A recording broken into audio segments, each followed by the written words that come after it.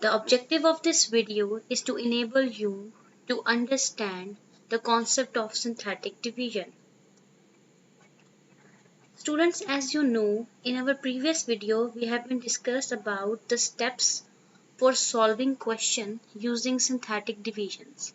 Now just recall those steps again. You have to write the terms of polynomial so that the degree are in decreasing order. इन सब को लिखते हुए हमने इस चीज को सीखा था कि अगर हमारे गिवन पॉलिनोमियल में कोई टर्म मिसिंग है तो हम उसकी जगह कोफिशिएंट 0 का इस्तेमाल करेंगे. Just like this, here the polynomial is 5x power 4 minus 4x square plus x plus 6. तो यहाँ पर x cube is missing, तो हमने क्या किया, वहां पर 0 कोफिशिएंट ऐड कर लिया. Just like this in a red color.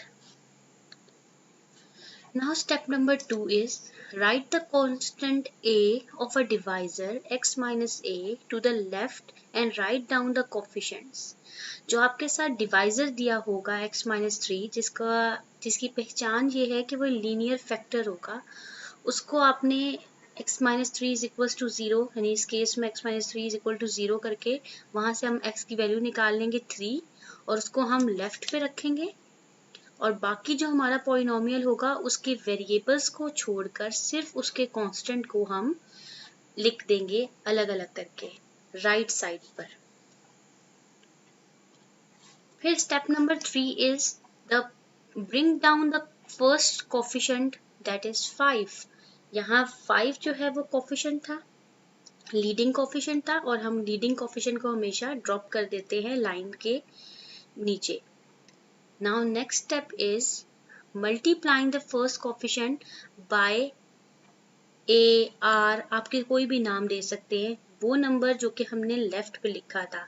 तो 5 को आप 3 से मल्टीप्लाई करेंगे and you have to write the answer underneath the second coefficient which is 0. Now the next step is you have to add the column. Here the column contains 0 and 15. तो add करने पर you will get a 15. Now again repeat the procedure. 15 को आप दोबारा 3 से multiply करेंगे और जो आंसर आएगा वो अगले कोफिशिएंट के नीचे लिख दिया जाएगा 45. Now add the column minus 4 plus 45 is equals to 41. Now repeat the same procedure as per the step number 6 which is 41 को अब आप मल्टीप्लाई करोगे 3 से और 3 से मल्टीप्लाई करने पर अगले कोफिशिएंट के नीचे लिख दिया जाएगा which is 123. Now add the columns again. This will become 124. Now 124 is again going to multiply with 3 and the answer is 372 जो कि आप 6 के नीचे लिख दोगे. Now add the column and you will get 378. Now this is your last step क्योंकि इससे आगे मजीद हमारे पास कोई कांस्टेंट मौजूद नहीं है. तो the numbers along the bottom are the coefficient of a power x in the descending order starting with the power that is 1 less than the dividend. It means कि जहां से आपका क्वेश्चन स्टार्ट हुआ था, क्वेश्चन की power x power 4 थी, तो आप इसके जो कोफिशिएंट जो है नीचे आए उनमें आप 4 से कम 3 से स्टार्ट कर दोगे. 5x cube plus 15x square plus 41x plus 124 is equals to 0. ये आपका कोफिशिएंट हो जाएगा और ये जो रेड में लिखा हुआ है this is your remainder. Just like this, 5x cube plus 15x square plus 41x plus 124 and this one is your remainder. कुछ बुक्स में इसको लिखने का तरीका ये है कि आप अपना जो जिससे आपने इसको डिवाइड किया है एक लीनियर फैक्टर को आप इस तरह लिखते हो. ठीक है, कुछ बुक्स में लिखा जाता है और कुछ में नहीं लिखा जाता, तो दोनों तरीके बिल्कुल ठीक है. आप चाहें तो 378 को अलहदा से रिमाइंडर लिखकर 378 भी लिख सकते हैं और आप इस तरीके से भी क्वेश्चन को लिख सकते हैं. Both of the methods are correct. Now case number 1 जो है वो हमने लास्ट वीडियो में डिस्कस कर लिया था, तो हम केस नंबर 2 पर आते हैं. The case number 2 says you have to find the unknown और unknowns if the zero of polynomial is given. Class सबसे पहले तो इस चीज़ को क्लियर करें कि जीरो ऑफ पॉलिनोमियल क्या है। Zero of polynomial basically answer होता है। जीरो का मतलब होता है कि वो पॉलिनोमियल को लाजमी 100% सेटिस्फाई कर रहा है। एग्जाम्पल आपकी बुक की है, example number 3, using synthetic division you have to find the value of h, here the h is unknown, and if the zero of polynomial p of x is equals to 3x square plus 4x minus 7h is 1, that means आपको 1 से इसको start करना है। Polynomial हमने देखा, उसके अंदर कोई टर्म मिसिंग नहीं थी, एक्स पावर स्क्वायर भी है, एक्स पावर 1 भी है और एक्स पावर 0 भी है। तो हम यहाँ पर कोई भी ऐसे टर्म नहीं लिखेंगे जिसका कोफिशिएंट 0 है, क्योंकि वो बिल्कुल ही अपने करेक्ट फॉर्म में, एक्सपेंडेड फॉर्म में गिवन है। और 1 को आप लेफ्ट पे लिखोगे। Now drop the leading term which is 3, 3 1 जा 3 और उसको हम नेक्स्ट कोफिशिएंट के नीचे लिख देंगे। 4 + 3 ऐड हो जाएंगे column, then it becomes 7। Now 7 1 जा 7 और उसको आप इधर लिख दोगे नेक्स्ट कोफिशिएंट के नीचे। अब आप इनको ऐड करेंगे, क्योंकि एक नंबर जो है वो कांस्टेंट अननोन है उसके साथ और एक नंबर के साथ अननोन नहीं है, तो ये ऐड नहीं हो सकेंगे। तो हम इन्हें इस तरह लिख देंगे 7 - 7h। ये आपका रिमाइंडर आ गया। Since 1 is the zero of polynomial, यहाँ वो आपको याद करा रहा है कि 1 जो है वो इसका पॉलिनोमियल का जीरो है। तो कोई भी चीज़ अगर किसी का जीरो होती है, किसी पॉलिनोमियल का जीरो है, दैट मीन्स उसका रिमाइंडर जो है वो जीरो होना चाहिए। लेकिन आपका रिमाइंडर क्या आ रहा है? आपका रिमाइंडर तो 7 - 7h आ रहा है। तो आप इस रिमाइंडर को जीरो के इक्वल कर देंगे, यानी आप इस 7 - 7h को इक्वल टू जीरो लिख दोगे। 7 को वहाँ शिफ्ट करें और आपका आंसर आ जाएगा h इज इक्वल्स टू 1। इस तरह आप अननोन को फाइंड कर सकते हो। The question related to this particular case, the case number 2, in which you have to find the value of unknown in which the zero of polynomial is given, is question number 2. Part number 3, question number 2 के 3 parts थे, हम third part discuss कर रहे हैं। Here they are saying -1 is the zero of polynomial 2x cube plus 5hx minus 23. The polynomial is 2x given है, इसका 0 आपको -1 given है, that means हमें -1 से start लेना है। -1 हमने लेफ्ट साइड पर लिख दिया और 2 0 5h minus 23 हमने लिख दिया। अब यहाँ पर 0 क्यों लिखा गया? Because we have 2x cube plus 0, क्योंकि x पावर स्क्वायर की हमारे पास कोई टर्म मौजूद नहीं है, तो वहाँ हम 0 लिख देंगे। 5h minus 23. Now drop the leading term which is 2. 2 into -1 is -2, उसको next coefficient के नीचे लिख देंगे। Now add the column, -2 plus 0 is -2. -2 into -1 is 2. 5h plus 2 because there is an unknown, तो हम इसे directly add नहीं कर पाएंगे। 5h plus 2. Now again multiply this expression with 5h plus 2 multiplied by -1 is -5h minus 2. -5h as it is लिख देंगे। -23 minus 2 is -25. This is your remainder, -5h minus 25, and this one is your coefficient, because अगर हम इसमें values put कर दें तो ये हमारा coefficient बन जाएगा। Now they are saying -1 is the zero of polynomial, that means remainder should be equals to 0.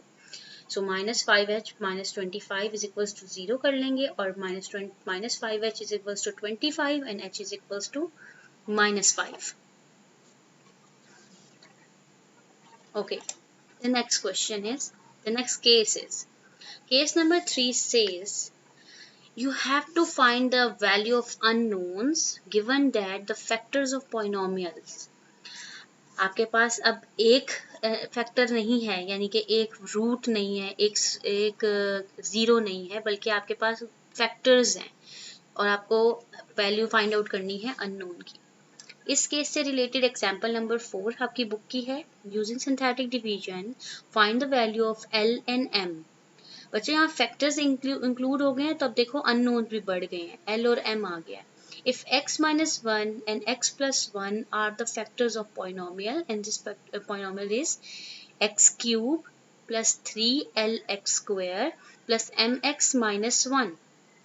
Since x minus one and x plus one and the factor of polynomial, that means हम इनको equals to zero कर सकते हैं। आप x minus one is equals to zero करोगे तो आपके पास आ जाएगा x is equals to one, और आप x प्लस वन को इक्वल टू जीरो करोगे तो you will get minus one are the zero of polynomials, right. अब आप इनको वन बाय वन अप्लाई कर देंगे। Now apply synthetic division. सबसे पहले हम वन के साथ सॉल्व करते हैं।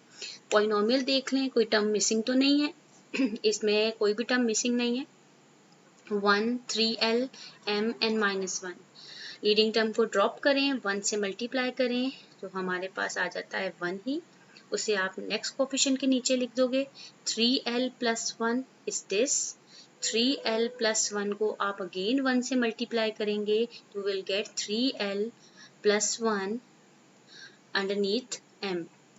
Now add this column, we will get 3l plus m plus 1. Now again multiply this expression with this one, you will get 3l plus m plus 1. Now add these two terms. 3l plus m तो as it is लिखा जाएगा, और minus 1 plus 1 is equals to 0, तो वो यहाँ पर नहीं लिखा उन्होंने। Since 1 is the zero of polynomial, therefore remainder is 0. That is 3l plus m is equals to हम 0 लिख सकते हैं। उसकी वजह क्या है? Because they are the factors and 1 is the 0. Okay class, अब आपके पास दूसरा 0 क्या था? Minus one.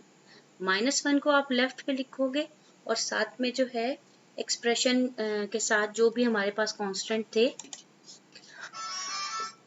बाकी कांस्टेंट्स को हम 1 3l m माइनस वन, 1 आपके पास ड्रॉप हो गया, 1 को माइनस वन से मल्टीप्लाई करें, minus one 3l minus, you will gate 3l minus one.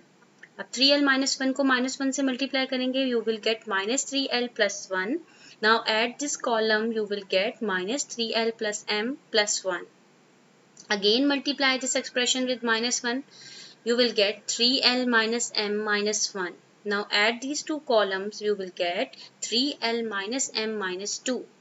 Since minus 1 is also a zero of polynomial, so remainder is 0. 3l minus m minus 2 is equals to 0. Now we have two simultaneous equation. Take the solve this equation simultaneously and you will get an answer of m is equals to minus 1. And by putting m is equals to minus 1 in any one of the equation, you will get L is equals to 1 by 3. So in this way, you will be able to find the unknowns when the two factors or more than two factors of certain polynomial is given. The question related to case number 3 is question number 3.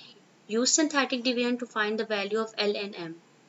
In this particular question, we also have two factors, which is x plus 3 and x minus 2. And a polynomial is given that x cube minus 4x square plus 2lx plus m. These two are the factors, तो इसको equal to 0 कर देंगे और you will get x is equals to minus 3 and x is equals to 2. First of all, we are going to solve this question by using minus 3, और one को आप minus 3 से multiply करेंगे, minus 3 at this column, answer is 1. 1 को आप minus 3 से multiply करेंगे और 2l minus 3, again multiply this expression with minus 3, minus 6l plus 9. Now at this column, the answer is m minus 6l plus 9, which is your remainder, but minus 3 is the zero of polynomial. So remainder should be equals to 0. Now put this expression equals to 0. Again, the other 0 is 2. Solve this question by using 2. Same procedure, 1 drop हो जाएगा, 1 2 से multiply होकर यहाँ लिखा जाएगा, इनमें add हो जाएगा column में और आंसर आ जाएगा 6. 6 2s are 12 and 12 plus 2l plus 12. Now multiplying this factor, this expression with 2 again, 4l plus 24, and this one is your remainder.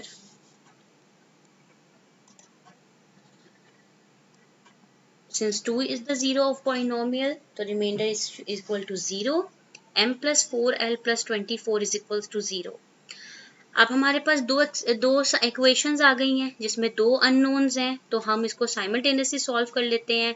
Subtract करते हैं 2 को इक्वेशन नंबर 1 से, हमारे पास आंसर आ जाता है l इज इक्वल्स टू -15/10। इसे further simplify करेंगे तो l इज इक्वल्स टू -3/2 आ जाएगा।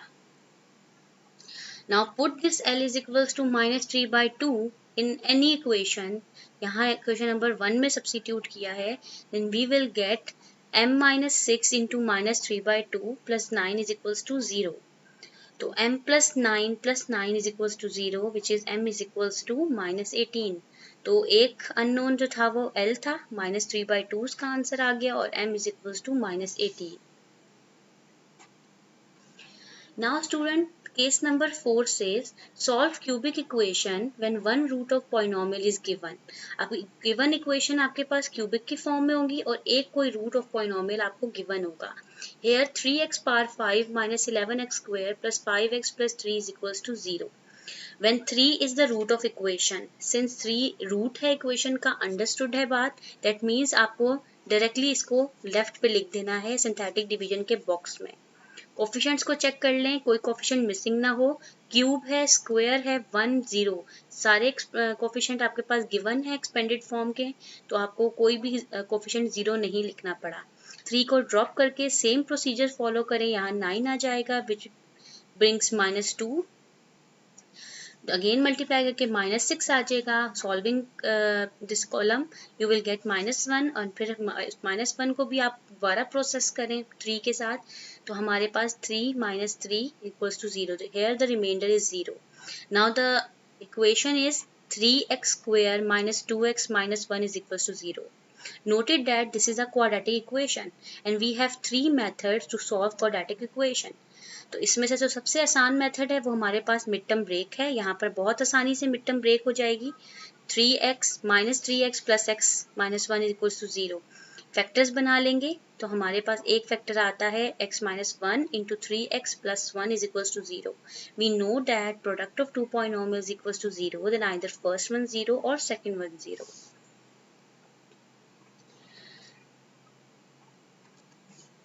The question related to this particular case is question number 4, where 2 is the root of the equation. Equation में कुछ missing है, एक्स क्यूब की value है but x square की value नहीं गिवन, तो यहाँ हम लिखते हुए इसमें 0 ऐड करेंगे इस सोल्यूशन में, एक्सपैंड करते हुए इसको। 1 कोफिशिएंट है क्यूब का, एक्स स्क्वायर का कोई कोफिशिएंट नहीं था, वहाँ हमने 0 लिख दिया। एक्स का कोफिशिएंट -28 था और जो कांस्टेंट था हमारे पास वो 48 है। 2 रूट है, 2 को आप लिख दोगे। सेम स्टेप्स वही पुराने जो सिंथेटिक डिवीजन के बारे में हमने अभी तक पढ़े हैं, उनको रिपीट करेंगे। You will get a remainder which is 0। Now the depressed equation से क्यों कह रहे हैं, क्योंकि ऑब्वियसली वो क्यूब में फॉर्म में थी और अब वो स्क्वायर की फॉर्म में आ गई है, तो उसे डिप्रेस इक्वेशन कह रहे हैं। Depressed equation is quadratic equation. We have 3 method to solve quadratic equation. यहाँ हम सबसे आसान मेथड अप्लाई करेंगे जो कि बहुत इजीली अप्लाई हो रहा है, which is mid term break. 2 को आप मिड टर्म ब्रेक कर लो 6 और -4 में, हमारे पास दो फैक्टर आ जाएंगे x - 4 x + 6 is equals to 0। Product उनका 0 है, देन आइदर फर्स्ट वन 0 और second one 0, you will get answer x is equals to 4 x is equals to -6। Noted that जब आप आंसर लिखो तो रूट्स में वो रूट भी शामिल होगा जो आपके क्वेश्चन में गिवन था, विच इज 2, क्योंकि क्यूबिक इक्वेशन के 3 आंसर्स होते हैं, 3 रूट होंगे, तो एक तो आपको गिवन था 2 is the root of equation और बाकी दो आपने प्रोसेस करके उसमें से फाइंड आउट किए। तो आंसर में आप लिखेंगे -6, 2 and 4 are the roots of the equation. Now the last case of this particular exercise is biquadratic equation. Biquadratic equation का मतलब होता है जिसकी पावर 4 होती है क्लास। तो 4th टाइम वाली इक्वेशन के साथ आपको 2 रियल रूट्स आपको गिवन होंगे और 2 बकाया रूट्स आपने फाइंड करने हैं। तो इधर उन्होंने कहा है 2 and 6 are the root of this equation. Equation को देखें तो आपको पता चलेगा कि एक कोफिशिएंट मिसिंग है एक्स क्यूब का, जो कि हमारे पास जो इक्वेशन है वो क्या है, x power 4 - 49x square plus 36x plus 252। तो यहाँ क्यूब की वैल्यू मिसिंग है, तो यहाँ 0 लिखा हमने क्यूब के प्लेस पे। 2 से सॉल्व किया, आपने ड्रॉप किया, 2 से मल्टीप्लाई कर दिया और फिर इसको प्रोसेस किया -2 और इस तरह हम चलते हुए 4 पे गए। यानी -2 और 2 से मल्टीप्लाई किया 4 के साथ, 4 के साथ ऐड करा -49 को, यू विल गेट -45, 45 को -2 से मल्टीप्लाई करके 90 आ गया, 90 + 36 126, और 126 को आपने 2 से प्रोसेस किया तो -252 विच इज़ 0। दूसरा रूट जो था उन्होंने एक ही बॉक्स को जो है थोड़ा सा एक्सटेंड कर दिया और उसी में सॉल्व कर दिया। यहाँ पर लीडिंग 1 है, 1 को आपने ड्रॉप कर दिया। यहाँ पर देखिए ना, क्यूब के 4 पावर थी तो वो रिड्यूस होने के बाद क्यूब में आया। अब क्यूब को तो हम सॉल्व नहीं कर सकते ना किसी भी और मेथड से, उसके लिए अगेन सिंथेटिक डिवीजन चाहिए था, इसलिए उन्होंने जो आंसर आया था उसके ऊपर अगेन सिंथेटिक ही अप्लाई कर दिया, एक ही बॉक्स के अंदर उसको थोड़ा सा एक्सटेंशन दे दिया। 1 को ड्रॉप किया, 1 को 6 से सॉल्व किया, 6 और -2 4 बन गया, 4 6 24, 21 आ गया, और इसको आपने सॉल्व करा 1 -126 और answer is 0। Now the depressed equation is 1 4 -21 which is a quadratic equation. उसे आपने मिड टर्म ब्रेक्स पे सॉल्व करा, x + 7 x - 3 = 0। यहाँ पर हमारा आंसर आ गया x = -7 और x = 3। तो जो हमारे पहले दो आंसर थे -2 और 6 वो भी लिखे जाएंगे, और -7 और 3 भी are the roots of this equation. The question related to this case from the exercise 2.6 is question number 5, where 1 and 3 are the roots of equation are given. तो इक्वेशन को आप देखो, इसमें मिसिंग टर्म है, बिल्कुल है, बल्कि एक नहीं दो मिसिंग टर्म है। x पावर 4 है, x पावर क्यूब मिसिंग था, फिर x पावर स्क्वायर है जिसकी वैल्यू कोफिशिएंट उसका -10 है, फिर आपके पास x मिसिंग है तो x की जगह 0 और फिर कांस्टेंट 9। सबसे पहले हम 1 के साथ इसे प्रोसेस करते हैं, सेम वही स्टेप्स के साथ सॉल्व करते हुए you will get a remainder of 0। फिर हमारे पास नेक्स्ट कोफिशिएंट है, रूट है 3, क्योंकि ये इक्वेशन रिड्यूस हुई है 4 से 3 पर, पावर 3 पर, इस पे फिर सिंथेटिक डिवीजन अप्लाई करेंगे, ड्रॉप करेंगे 1 को, 3 के साथ मल्टीप्लाई करके यहाँ लिख देंगे, 3 और 1 4 बन जाएगा, 4 को फिर प्रोसेस करेंगे तो 12, you will get 3 into 3 9, और 9 और -9 is equals to 0. Now the depressed equation is 1 4 and 3, उसे आप लिख दोगे which is a quadratic equation, mid term break करेंगे एंड हमारे पास दो आंसर आ जाएंगे -1 एंड -3। इसके आंसर्स में भी आप 1 और 3 फिर -1 और -3 सारे लिखेंगे, क्योंकि पावर हमारे पास 4 है तो उसके रूट्स भी 4 होंगे।